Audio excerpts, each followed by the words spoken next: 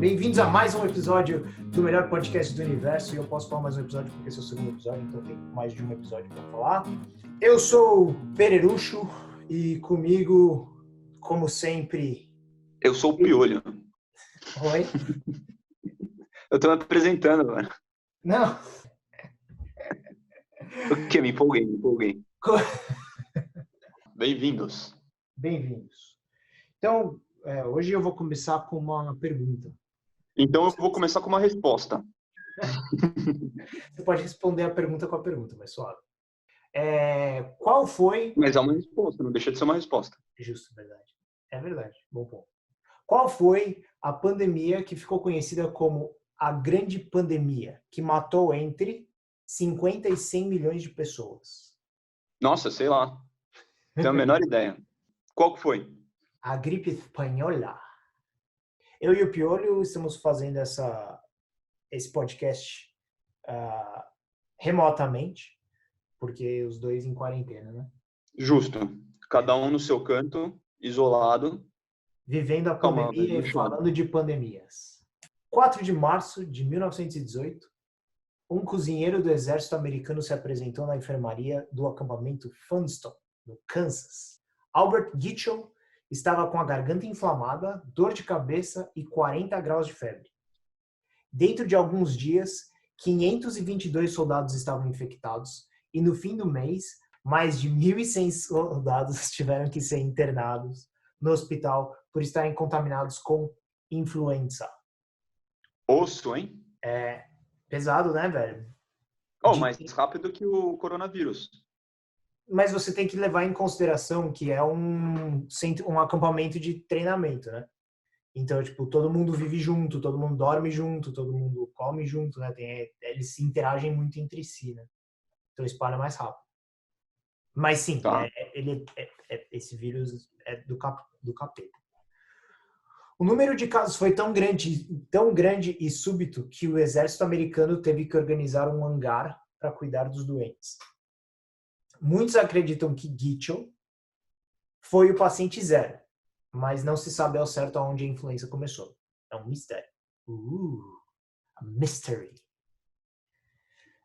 Que a gente não vai descobrir a resposta, porque ninguém sabe a resposta ainda. Eu aposto que foi macaco, velho. Sempre são os macacos os culpados. Não, é sério, velho. O corona foi morcego. Mas o morcego picou o macaco. É sério, velho. Eu aposto que o macaco envolvido com história. Não, sério, esse negócio de pandemia sempre tem um macaco. Em segundo lugar, sabe o quê? Um cientista que está sendo ignorado. Isso é muito Sempre tem o cara que avisou e se fudeu, sabe? Tipo, ele só tava querendo avisar. Não, mas você viu o cara lá a médica de Wuhan, primeira médica chinesa a soltar a notícia que estava começando a epidemia, ainda não era pandemia, sumiu. Agora, eu não fui atrás da notícia, né? Então eu não sei se, né? Às vezes, fake news. Eu vi que teve um médico que anunciou essa notícia, porque, é foda, né? Tipo, os caras já tinham meio que um sisteminha, assim, para meio que prever pandemias. Ou epidemias. Sim. E daí, quando eles viram que acho que, sei lá, 5, 6 casos parecidos apareceram em vários lugares, meio que teve um aviso, assim, e daí, depois disso, eles começaram a investigar. Só que esse cara que fez o aviso, tipo, ele meio que foi ignorado. E ele morreu de coronavírus. E daí agora parece que soltaram um pedido de desculpas oficial, assim, falando que ele tava certo e ferraram tudo. E daí, tipo, tem um negócio que é tipo uma medalha de honra, assim, que deram pro cara, alguma coisa assim. Só que tarde demais, né? Ele foi ignorado. Por isso que eu falei, sempre tem um cientista que tá sendo ignorado. Isso é verdade. Tem sempre um cientista sendo ignorado. E o problema é até quando eles ignoram, né? Mas, bom, seguindo em frente. Mas, por outro lado, a humanidade está sempre garantida, sabe por quê? Sempre existe o Big Brother, velho. Eles estão isolados do mundo e eles vão sobrar para repopular a Terra de novo. Tem função. Se transformasse todo mundo, um monte de zumbi, morresse todo mundo, e até que eles iam todo Big Brother para repopular a Terra depois. Meu Deus, quem vai repopular o mundo são os caras do Big Brother. Fudeu, velho. Nossa! Aí sabe qual que é o pior? Você tá votando no Big Brother? Você pode votar no futuro da humanidade. Eu não assisto. Eu não voto. Meu Deus, eu preciso votar nas pessoas que vão continuar a humanidade. Exatamente. O próximo Adão e a próxima Eva tá lá para você escolher. E eu não tô sendo pago pelo Big Brother para falar isso, hein? Não. Eu tenho certeza que as 4 pessoas que ainda assistem esse programa não vão se ofender com o que você falou. Mas se eles se oferecessem para pagar alguma coisa, eu aceitaria, só para deixar claro, tá? Não, a gente não tá recusando também, né? Se quiser, época de tamo aí. coronavírus, a gente aceita qualquer coisa, né, velho? A gente precisa de dinheiro, né, mano?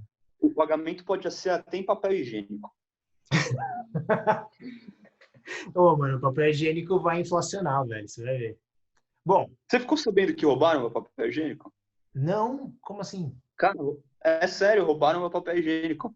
Eu fui lá no Sam's Club outro dia para fazer um abastecimento para a pandemia e daí eu comprei uma coisa básica, tipo, sei lá, macarrão, miojo, essas coisas que me mantêm vivo.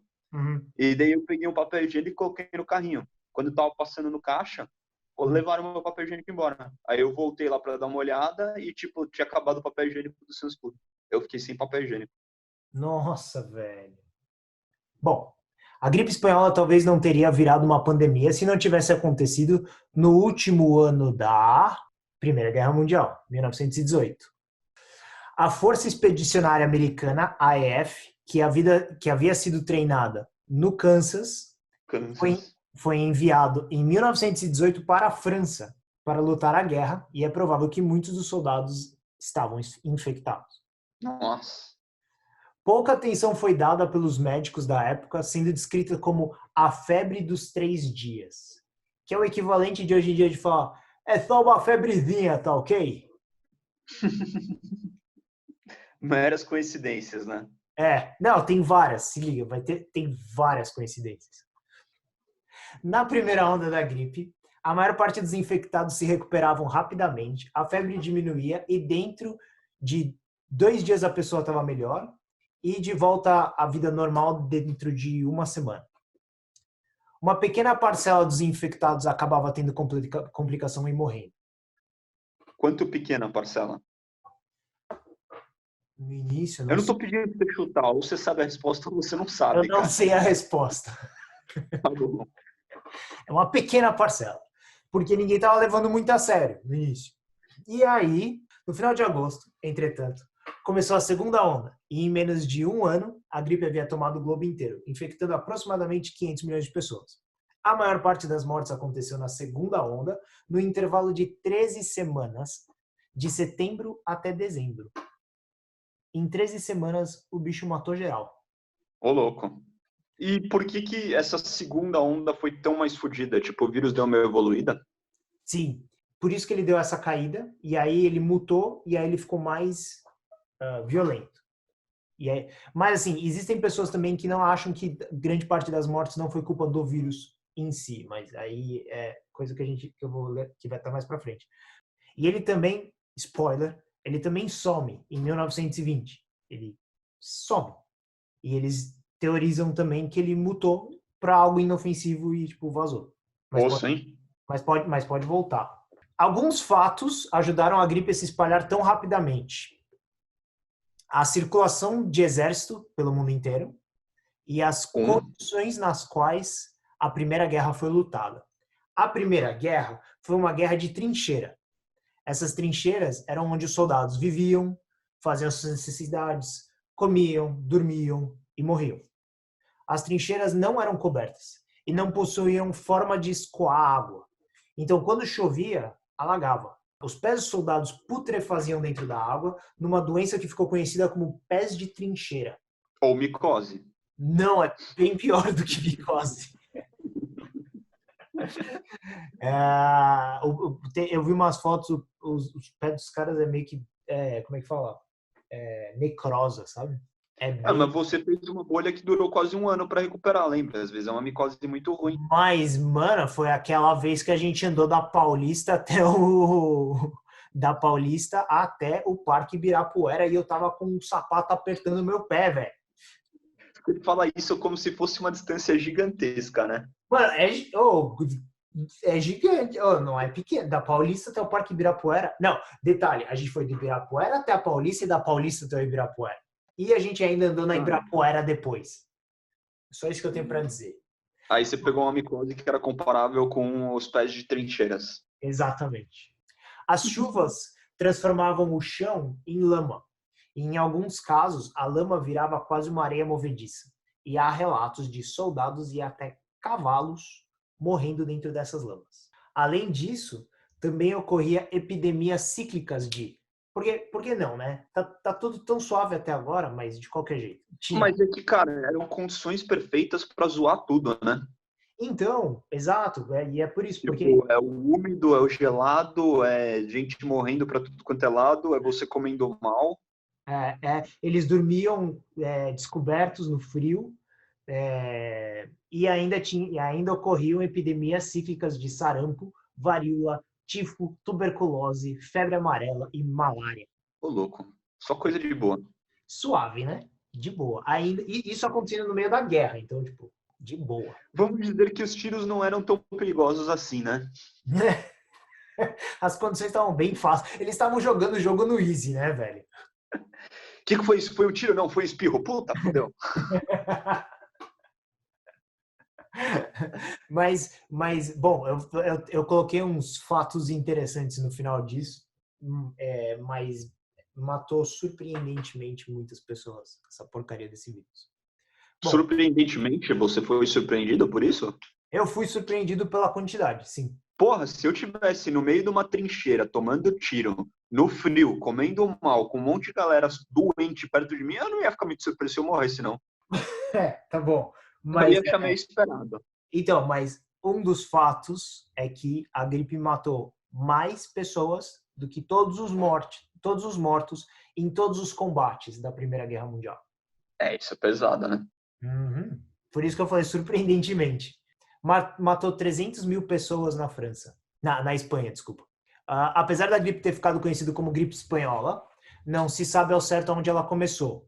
O nome veio do fato de que todos os países que estavam em guerra mantinham uma forte censura em seus jornais.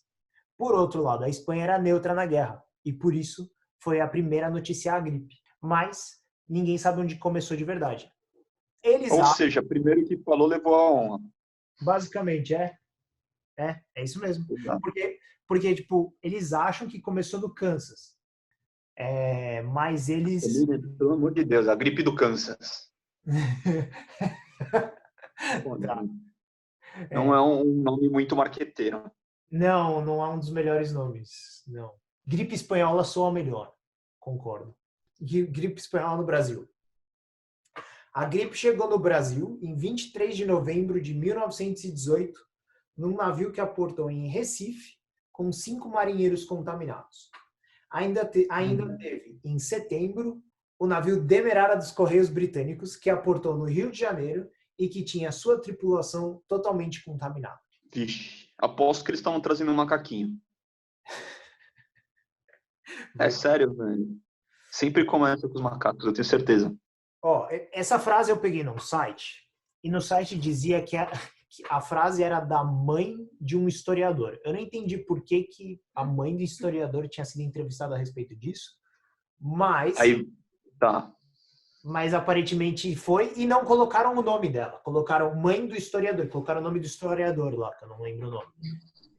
Aí eu tentei achar o nome da velha para colocar, mas eu não consegui encontrar. Eu imagino o cara falando, ai meu Deus do céu, minha mãe tá falando com o repórter de novo, lá vai sair de merda.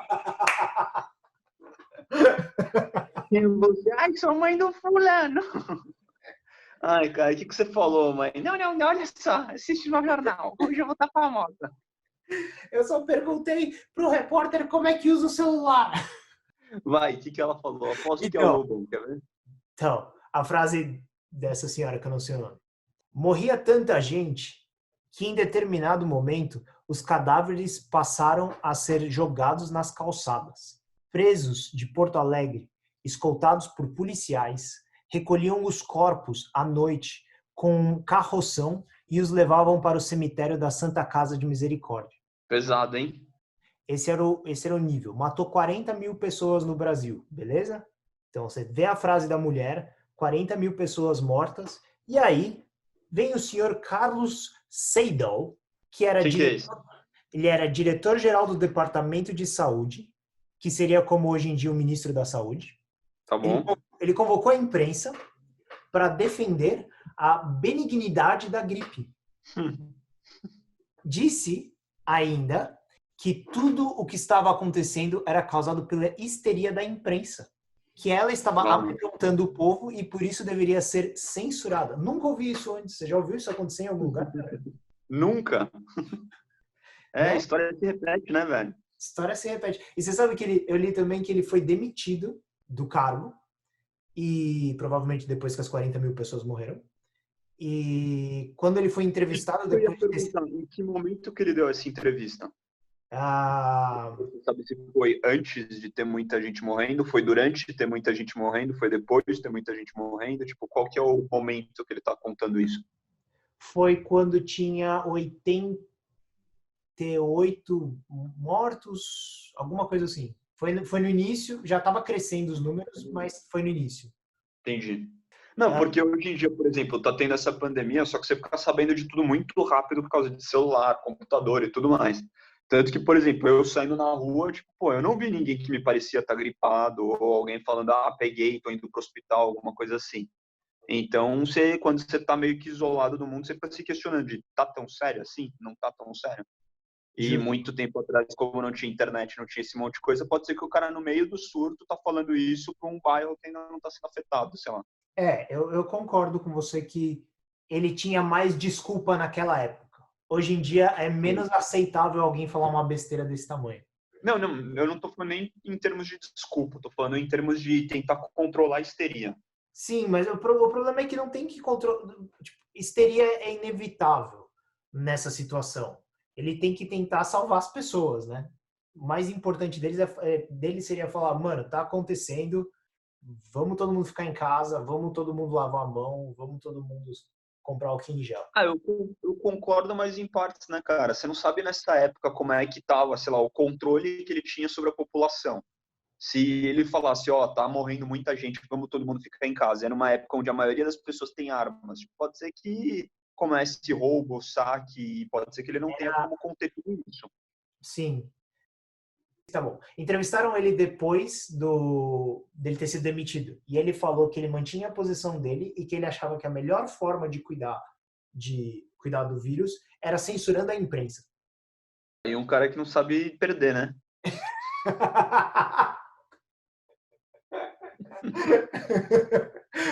Não deu braço todo nem no final. Nem no final, né, cara? O cara não aceita. Fatos interessantes. 2. Não, tem vários. Não, mas esse é o número 2. Sim, é. O grupo de risco da gripe eram pessoas jovens, entre 20 e 40 anos. Mas porque geralmente morria mais na cidade ou essas pessoas que pegavam mais? Eram as pessoas que morriam mais. Todo mundo morria, né? Mas o grupo de risco mesmo era entre 20 e 40. Nossa, estranho. A explicação que os cientistas dão, ninguém sabe de verdade por quê, mas a explicação que eles dão... Essas pessoas saíam mais de casa e pegavam a gripe, o resto estava em casa e não pegava. Não, é que eles... que você desenvolve o sistema imunológico quando você é criança.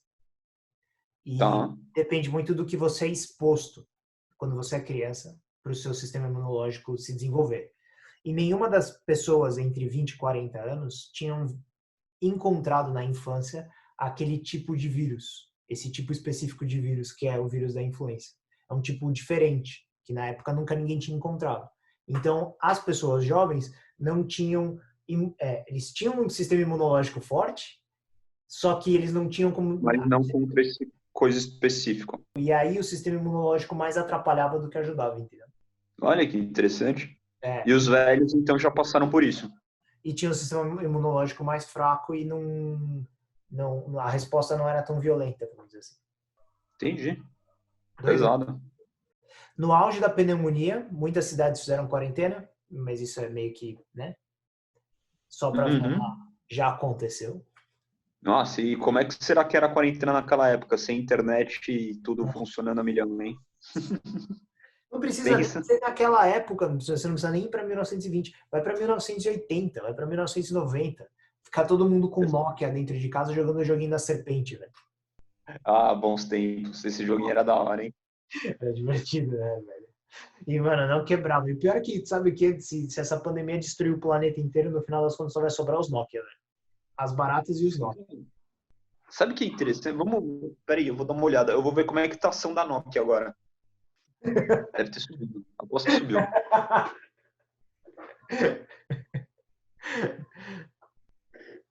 Isso aqui é uma notícia muito interessante. Até mais ou menos outubro de 2009 ela estava alta, aí ela tomou uma queda. Aí depois ela tomou mais uma queda. Quando chegou dia 16 de março, ela começou a subir. Tá subindo até agora. Eita! Olha só. Da hora, né? É que a galera tá começando a pensar, mano, se o mundo acabar, esse iPhone não vai durar um ano, velho. Exato, cara. Não, e já pensou, tipo, você pega, o iPhone tem uma bateria que dura 3 minutos e meio. O Nokia dura, uma semana. Exato. Você pega aqueles negócios de carregar a bateria lá de iPhone, porra, dura 3 anos num Apple. Quer dizer, você entendeu? Num Nokia. Nokia. Não, e você tem que pensar nas outras funcionalidades que o Nokia pode funcionar. Ele funciona como martelo, ele funciona como tijolo, ele funciona como arma branca. É um ótimo instrumento, cara. É muito melhor do que um iPhone. Caiu, quebrou. Bom. Próximo. Mais um fato interessante. Mais um fato interessante. A gripe espanhola era um vírus H1N1, igual da gripe suína. Olha, velho. A influenza matou mais pessoas em 25 semanas do que o HIV matou em 25 anos. Nossa, mas 25 semanas é muito tempo, né, cara? Se você for pensar assim, a gente for ter que ficar uma quarentena de 25 semanas aqui, eu vou morrer, cara. Eleito para a presidência do Brasil em 1918, Francisco de Paula Rodrigues Alves adoeceu e morreu em janeiro de 1919, sem conseguir tomar posse do seu segundo mandato. Com a morte, o vice Delfim Moreira assumiu a presidência. Cara, mano. Não sabia isso, hein? Não sabia não. Eu também não. Eu nem sabia quem Rodrigues Alves era. Eu também não. Eu até pensei em dar uma pesquisada agora para ver quem que era. Ele foi eleito presidente do Brasil, ele só nunca assumiu. Ele morreu de gripe espanhola antes. Que basicamente o cara lá, o ministro, tava falando que nem existia. Basicamente sim. O cara tava falando que era uma gripezinha, como aquela senhora daquela emissora falou, tá ok? Eu tô trabalhando na minha imitação do Então, sobreviveram à gripe espanhola, porque nem tudo é notícia triste. Franz Kafka, escritor. Calma aí, você vai falar um por um todos que sobreviveram? Porra, vai ficar meio comprido esse episódio, hein, cara? Não, são só 3. Eu só peguei 3. Mano, eu tinha uma lista gigante de pessoas. 3? Não, sobreviveram mais do que 3. Mas tinha uma lista gigante de pessoas, mas eu não conhecia ninguém, velho, da lista. É tudo celebridade, pessoas famosas da década de 20. Eu não conheço ninguém da década de 20, velho. Bom. Aí você escolheu os nomes engraçados. Não, eu escolhi os únicos que eu conhecia. Franz Kafka, escritor, Georgia O'Keeffe, a pintora, e Franklin D. Roosevelt, presidente da América. Mas então ele pegou e foi de boa. Não sei, não pesquisei. Você tá brincando comigo. Você pegou alguém que viveu nessa época e tá me falando esse cara sobreviveu. Ele sobreviveu. Mas ele pegou a gripe. Não sei, velho. Ele só sobreviveu. Tá bom. E aí eu coloquei aqui umas pandemias que já ocorreram no planeta em ordem cronológica por 2 motivos. Um, porque eu achei interessante ver que já aconteceu algumas vezes isso. Várias vezes, para falar a verdade. E 2, porque quando eu fizer o episódio Pandemia 2, aí eu pego uma dessas da lista. Mas ponto importante, pandemia é definida por o quê? Seria uma epidemia, é uma doença que se espalha muito rápido numa cidade, não? Seria num país. Pandemia seria vários. Epidemia é quando contamina uma região. um grande número de pessoas. Uma pandemia é quando contamina o planeta inteiro. O planeta inteiro. Não pode ter nenhum que não está envolvido. Não, eu acho que é mais que 2. Pode ter alguns que não estão envolvidos, mas eu acho que a definição é mais que 2. Por que mais que 2? Mano, tô pensando o que é uma pandemia. Viu como é que se fala? Pandemia. Assim que se fala, tá? É importante saber essas coisas.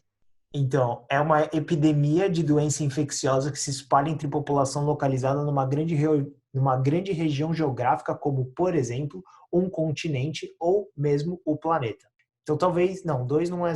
Bom, se você infectar a China e a Rússia, é uma pandemia, porque já é uma grande parcela do planeta, geograficamente.